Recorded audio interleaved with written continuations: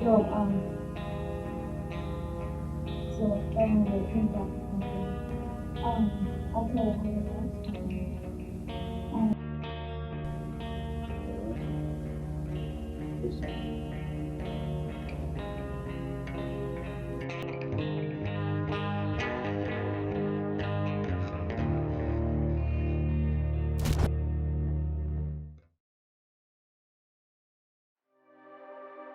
Приветствую тебя, зрители! Сегодня я расскажу тебе, что мы смогли узнать о модели Барби, известной по файлу смерти barbie.avi. Впрочем, основную информацию я изложил в первом моем ролике. Советую для понимания этого видео сначала посмотреть первую часть. И да, смотреть лучше с субтитрами для лучшего восприятия информации. А теперь я расскажу вам, что нам удалось найти за этот год.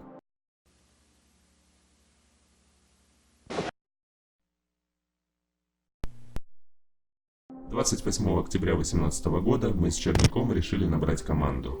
Для себя мы поставили цель – найти Барби за пределами интернета и узнать, что у нее происходит в жизни сейчас. И мы вновь начали поиски. Для начала лучшим решением для нас показалось попробовать поискать, как мы их называли между собой, свидетелей Барби, то есть людей, которые в свое время видели ее фотосеты. Как ты помнишь из первого видео, таких людей было несколько. Раутс, старик Фридман, который давно не в своем уме, Сьюзан Эббот, которая была интервьюером Барби и уже 17 лет как мертва, модель Бобби, снимавшаяся, как мы предполагали, вместе с Барби, и Кэрол Денверс, создательница CD Production, которая также умерла незадолго до начала расследования. Все эти люди были знакомы с Барби, пусть даже косвенно. Раутсу смысла писать не было, он также бы нам ничего не сказал. Фридман, как я уже говорил, из-за старости плохо соображал и ничего внятного сказать не смог. Звонить Бобби во второй раз и докучать ей не хотелось, да и вряд ли бы она дала наводку на Барби. Пришлось начинать поиски заново. На одном из форумов Amputip, как и на множестве других, мы пытались узнать, кто такая Барби и что с ней стало сейчас. И нам написал один тамошний обитатель. Он сказал, что узнал Барби и может нам скинуть ее нынешние фотографии. И рано мы начали радоваться. На следующий день форум уже не функционировал. Прошло порядка месяца, сейчас он все еще закрыт. Каждый раз, когда мы приближались к Барби, что-то будто специально обрезало наше дальнейшее расследование. Так произошло с Кэрол Денверс, так сейчас случилось и с форумом. Мистика какая-то. Пытались мы очистить аудиодорожку с интервью. Конечно, разобрать полностью речь Барби было проблематично, но группа все же кое-что узнала. Барби на момент съемки было 20 лет, то есть она родилась в 1968 или 69 году. На ютубе тоже попробовали перевести ее речь, и вот какая история вышла.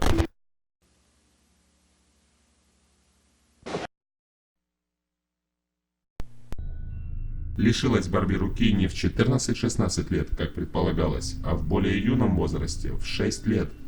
Произошло это, когда ее родители попросили ее спуститься в подвал, где у них была мини-прачечная, достать белье из одной стиральной машинки. В этот момент механизм заработал, и ей сломала кость в руке. Она начала звать отца, который сразу же вызвал скорую, но так как последняя слишком долго ехала, они решили отвезти Барби в больницу на такси. После этого случая Барби по-прежнему ходила в школу, однако после ее окончания отец ушел из семьи. Группа предполагала, что до и во время съемки Барби проживала в Чикаго. Был начат поиск новостей об инцидентах со стиральной машинкой в чикагских газетах. Никакого результата это не дало. Также не дал результат поиск Барби на различных школьных альбомах, которые делают в школах Америки на каждом году обучения. Однако Барби в интервью говорила, что все-таки после инцидента в школе училась. Или ее история из интервью выдумка. Между делом мы нашли человека, который в свое время покупал фотографии Барби. Он предложил за одно такое фото $100, сумму для нас неподъемную. Обратив на нее внимание, мы нашли примерное место съемки. Это оказалось между двух домов, в шаговой доступности от главного офиса Fascination, журнала, в котором публиковали фотографии Барби. Следовательно, в момент фотосессии для журнала она могла проживать в Чикаго, а возможно и вовсе была оттуда родом. В противном случае, как мне кажется, съемочная студия выехала бы к ней и сделала фотографию в ее городе.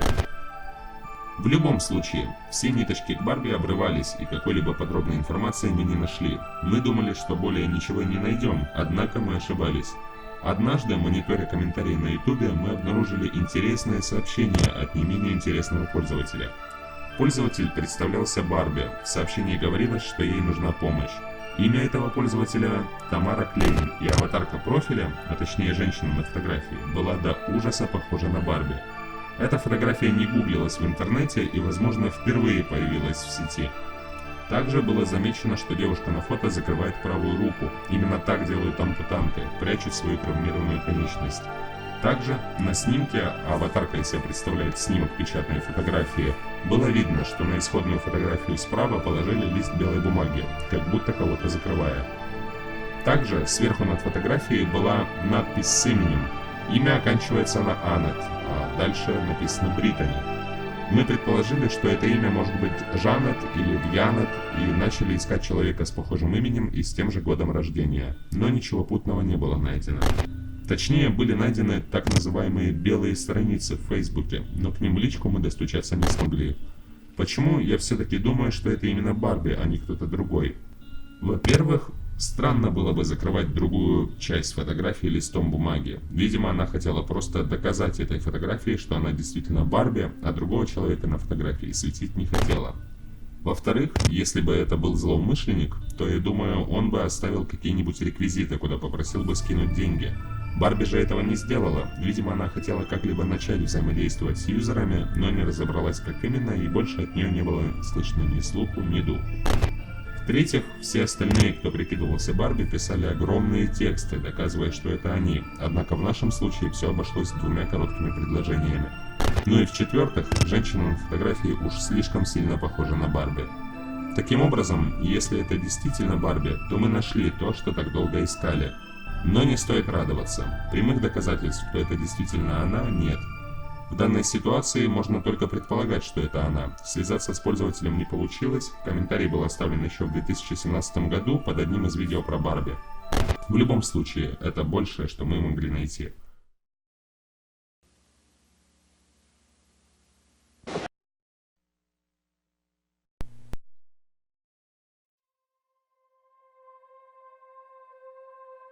Теперь наше расследование длиной в 3 года подходит к концу.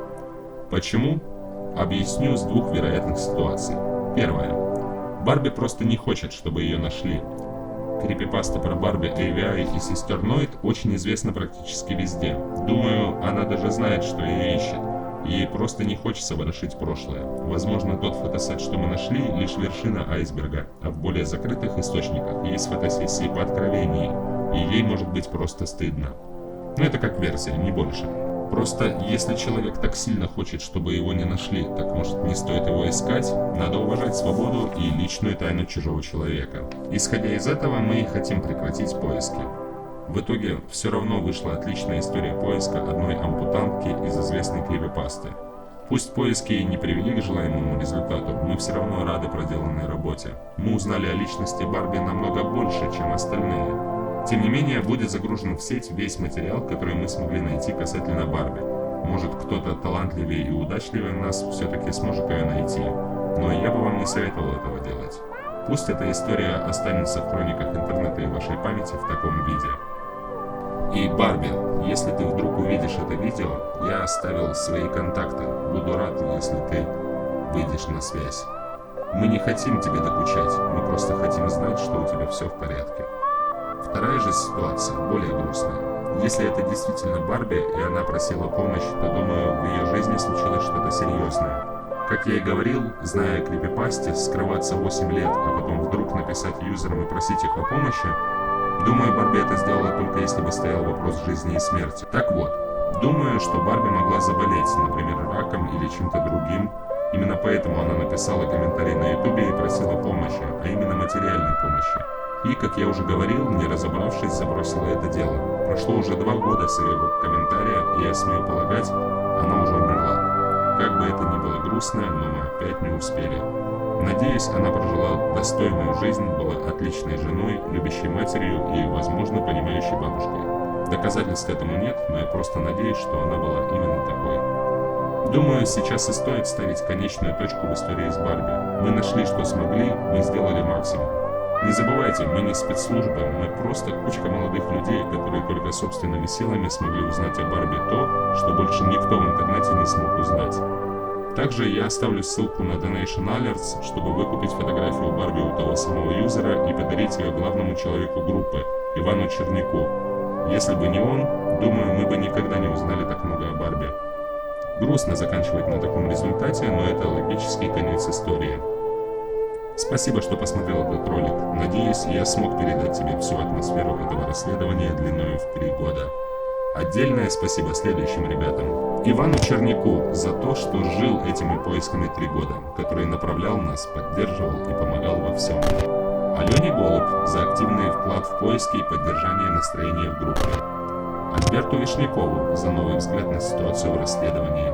Шарлотте Кингс, нашему испанскому члену команды, за переводы текстов с испанского и за активность в любое время дня. Розовому гусю спасибо за перевод текстов. А с тобой был Анон. Буду рад твоей подписке на канал, лайку там, колокольчику, чтобы кнопка подписки там серой стала, ну ты знаешь. До скорого.